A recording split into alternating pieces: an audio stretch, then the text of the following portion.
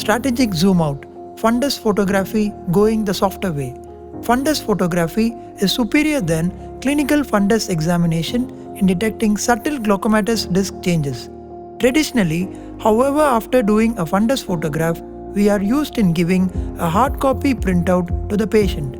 But the soft copy is the one that is superior because it can be zoomed and easily maintained. For examining the soft copy, we need to connect the fundus machine with the computer desktop through VLAN, thus a copy to the patient can be transferred by email.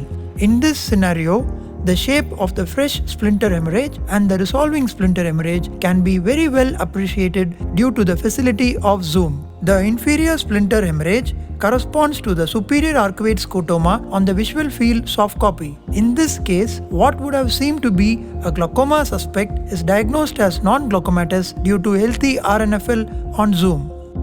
In this scenario, both eyes seem to have a 0.8 cupping, but on zoomed examination, it was revealed that the superior and inferior neuroretinal rim is almost lost. The cup disc evaluation tool confirmed the same with a ratio of 0.88. Similarly, the soft copy of the fundus can be compared with the soft copy of the visual field. Here, the superior notching seen in the fundus is comparable to the superior polar loss in the polar analysis chart.